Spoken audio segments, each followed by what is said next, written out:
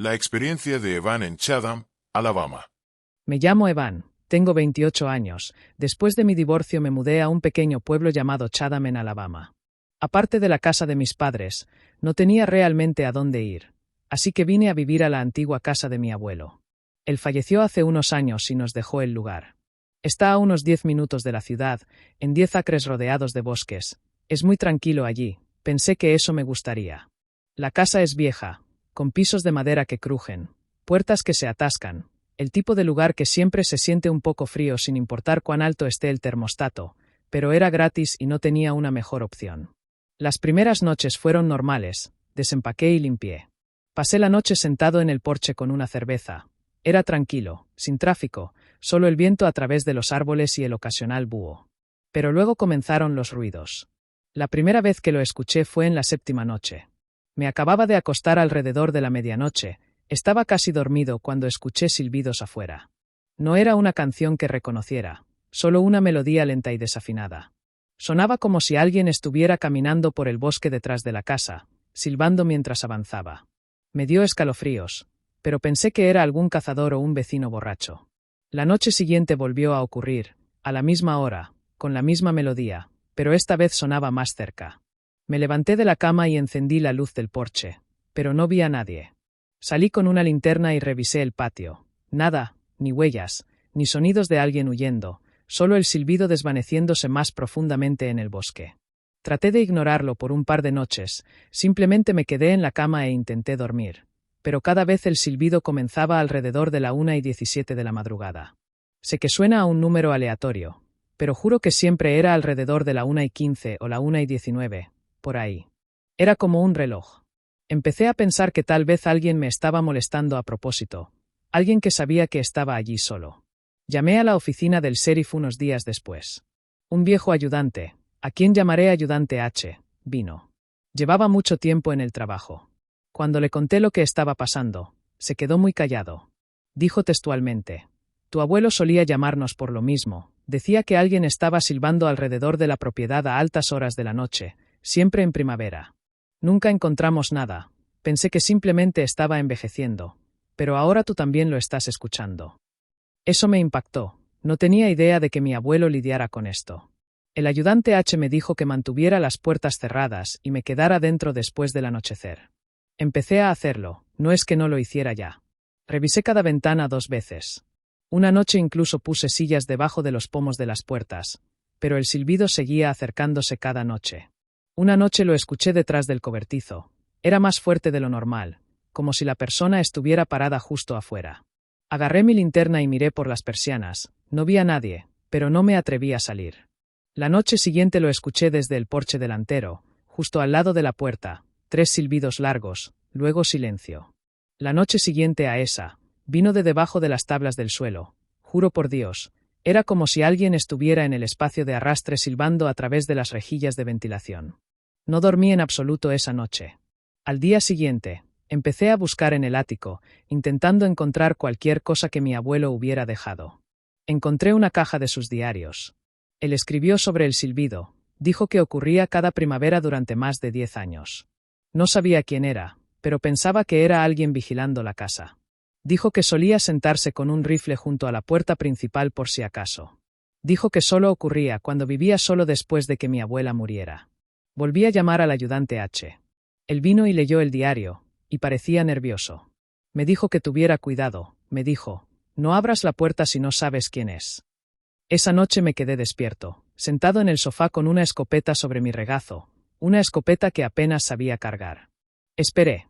A la 1:17 de la madrugada, el silbido comenzó de nuevo, pero esta vez no venía de afuera, venía del pasillo dentro de la casa. Me congelé, la luz del pasillo estaba apagada. Podía escuchar el silbido acercándose paso a paso. Me puse de pie, apunté con la escopeta y grité: «¿Quién anda ahí?». El silbido se detuvo.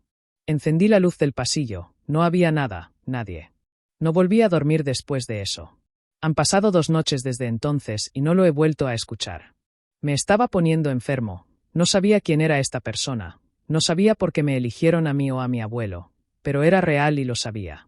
No creo en alucinaciones a ese grado, ni creo en nada paranormal. Esta era una persona real. Después de esa noche, las cosas se calmaron durante 2 días, sin sonidos, sin movimientos, sin señales de nada. Pensé que tal vez finalmente había terminado. La tercera noche, me acosté justo después de medianoche. Esta vez no me quedé despierto, dejé la luz del pasillo encendida por si acaso. Exactamente a la 1:17 de la madrugada me desperté con un nuevo sonido, no silbidos, sino golpes lentos y espaciados, 3 de ellos. Venían de dentro de la casa, de la puerta trasera. Luego silencio. No me moví, me quedé en la cama escuchando. 1 minuto después, escuché un nuevo sonido, un crujido de las tablas del suelo en el pasillo, luego otro. Alguien estaba caminando. La luz del pasillo se apagó. Agarré mi escopeta, con el corazón latiendo, y salí del dormitorio. El pasillo estaba oscuro, pero al final vi algo, una persona vestida de negro con el rostro pálido. Estaba de pie, perfectamente inmóvil, solo observándome. Levanté la escopeta, pero mis manos temblaban. Intenté hablar, pero mi boca estaba seca. Levanté la escopeta, pero mis manos temblaban. Grité, «No te muevas», con mi voz temblorosa. Vi en la oscuridad como la persona lentamente comenzaba a levantar la pierna y a girarse como si fuera a correr. Grité, «¡Alto!». Y en ese momento, salió disparada del pasillo, fuera de mi vista. Escuché sus sorprendentemente pesados pasos salir por la puerta principal hacia la oscuridad. Salí corriendo y disparé un tiro, no al aire, sino directamente hacia la oscuridad, esperando secretamente haberlo golpeado. Grité, «¡No vuelvas!». El disparo me dolió los oídos, rebotando en las paredes de la casa y la terraza. Cerré la casa, me metí en mi camioneta y conduje hasta la ciudad. Dormí en mi camioneta esa noche. A la mañana siguiente, el ayudante H fue hasta allí y la puerta principal de la casa estaba desbloqueada de nuevo. Eso confirmó que quienquiera que fuera esa persona tenía una llave de la casa de mi abuelo.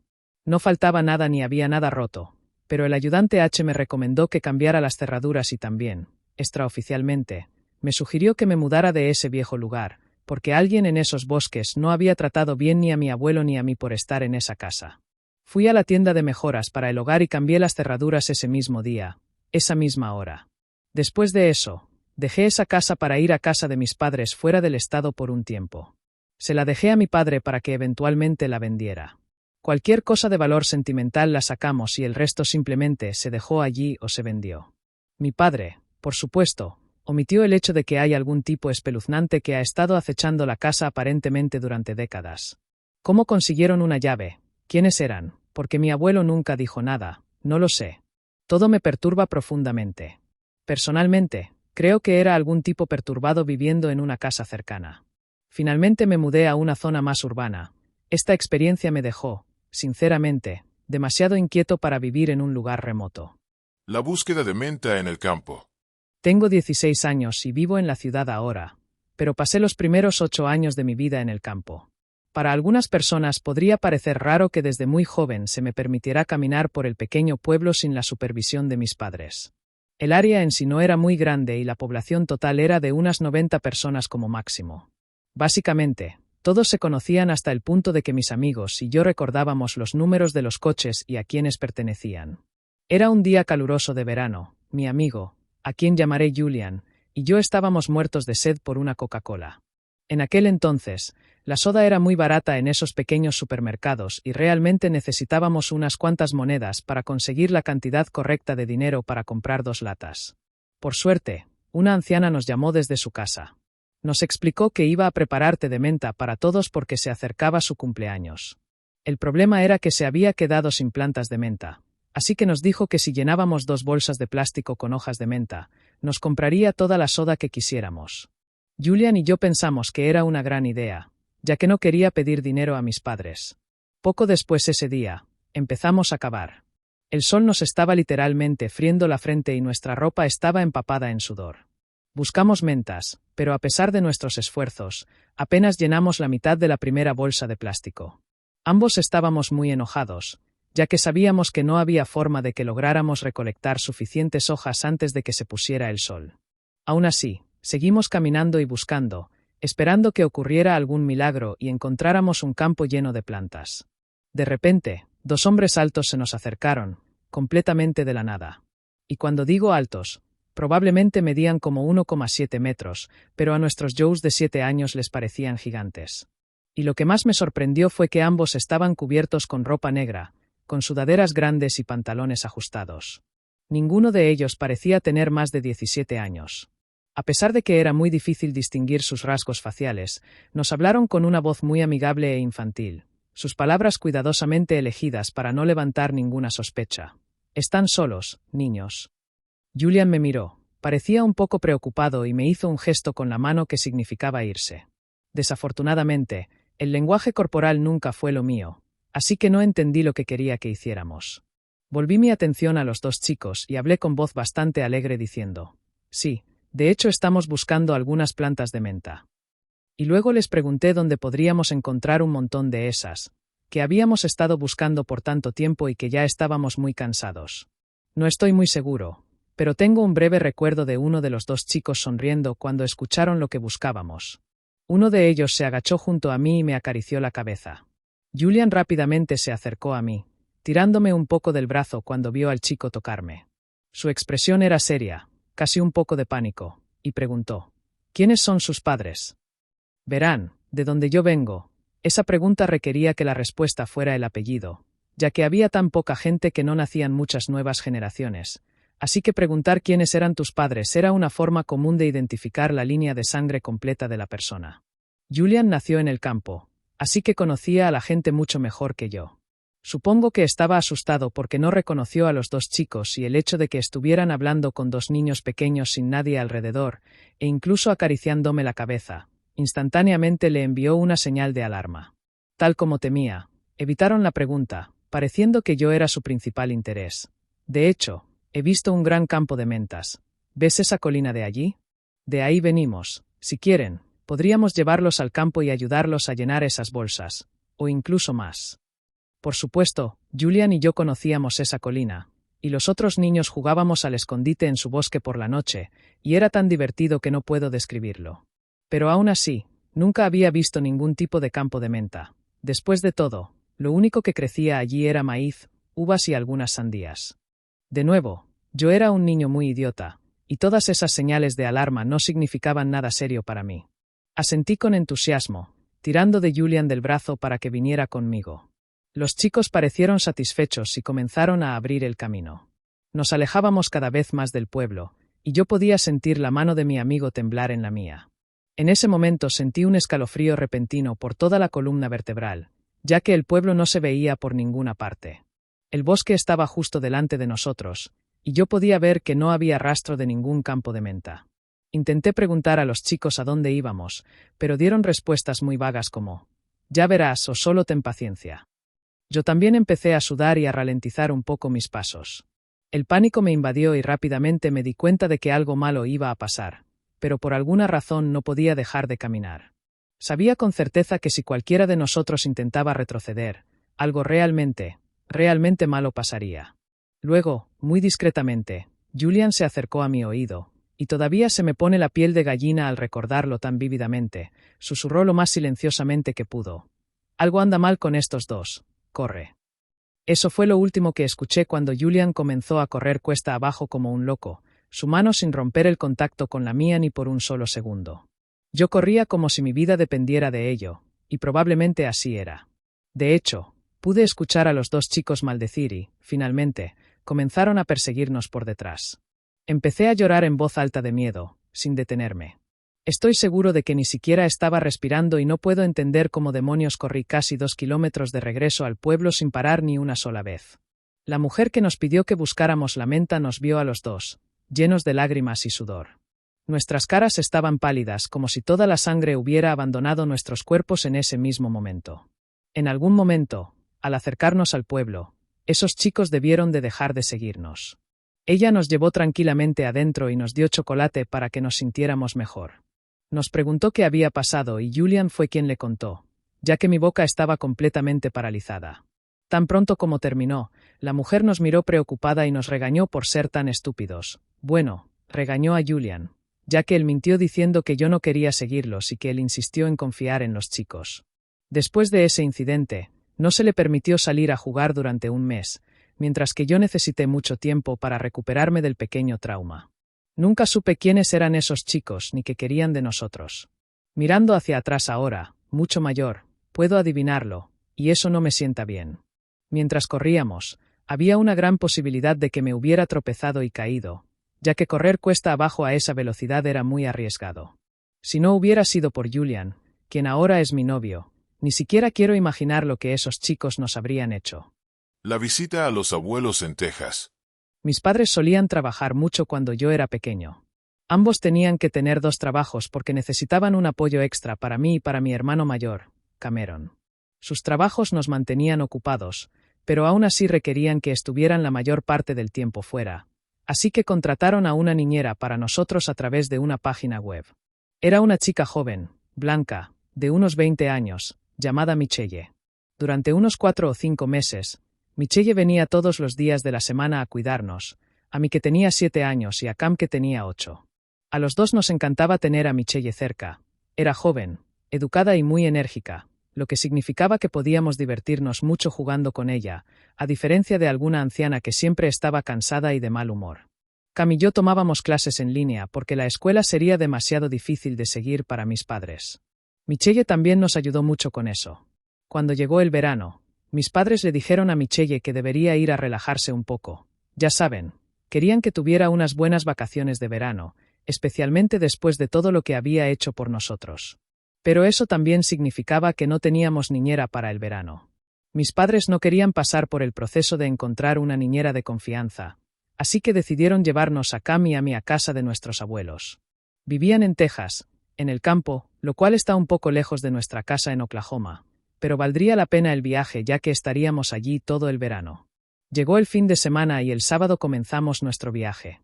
El viaje fue hermoso, pero obviamente para mi pequeño yo fue la experiencia más aburrida y nauseabunda de todas. Finalmente llegamos a su casa después de lo que pareció una eternidad. Era una casa con aspecto de cabaña de tamaño mediano en medio de un gran campo abierto y bosques en la parte trasera. Un poco a un lado había una especie de edificio estilo granero con un área para animales como vacas, cabras, gallinas y otras cosas geniales. Todos nos saludamos y enseguida mi abuelo quiso llevarnos a Cam y a mí a un pequeño recorrido por el lugar. Mis padres se quedaron dentro hablando con mi abuela mientras ella cocinaba la cena para nosotros. La noche fue increíble. Pudimos ponernos al día con la abuela y el abuelo y jugamos un poco con su perra Cora. Cuando llegó la hora de dormir, mi hermano y yo compartimos una habitación con una litera y un televisor. La habitación de al lado era otro dormitorio donde dormían mis padres. Mi mamá y mi papá se durmieron muy rápido porque estaban cansados del viaje y tenían que estar en casa al día siguiente para trabajar el lunes. Cam y yo nos quedamos un poco más viendo dibujos animados en la televisión. Después de un rato, finalmente nos fuimos a dormir con la televisión encendida. Alrededor de las 2 de la madrugada me despertó el sonido de pasos fuertes fuera de mi ventana, pasos pesados. No podía ver qué había allí porque la ventana tenía persianas. Los pasos no despertaron a Cam porque la televisión seguía encendida, pero yo sí podía escucharlos. Luego escuché un ruido extraño que venía de la ventana y después de 2 segundos escuché un gruñido. Alguien estaba intentando abrirla. Fui a la habitación de mis padres para despertarlos y contarles. No me creyeron realmente y pensaron que era mi imaginación, por supuesto, pero cuando fueron a revisar, no había nada, así que simplemente lo descartaron como un sonido de animal.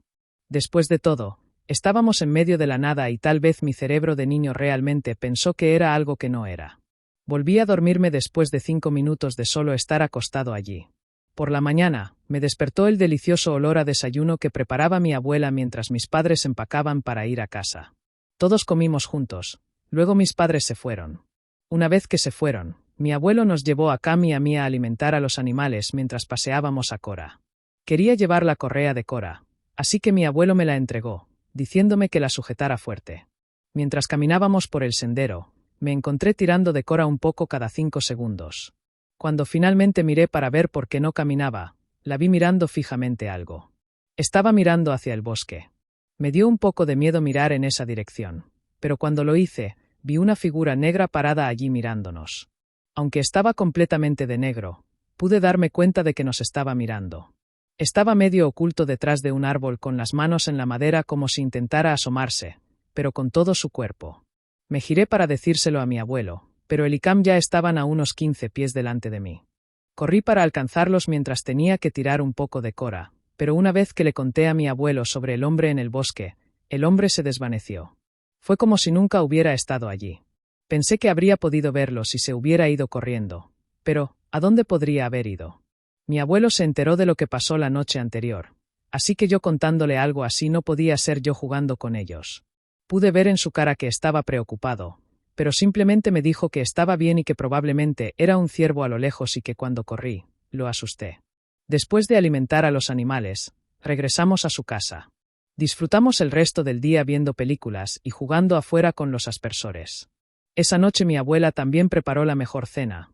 Había mucha comida, así que después de comer estaba muy cansado. Me di un baño rápido de 10 minutos y me dirigí directamente a la habitación de mi hermano y la mía. De nuevo, vimos dibujos animados un rato y nos quedamos dormidos. Alrededor de la 1 de la madrugada me despertó el sonido de un tarareo fuera de la ventana. Estaba tarareando el tema principal de Cyberchase, el programa que estábamos viendo. Cam, al ser un dormilón empedernido, no se despertó con eso y, como dije antes, las persianas estaban sobre la ventana, así que no podía ver qué era, pero en este punto estaba seguro de que tenía que ser una persona.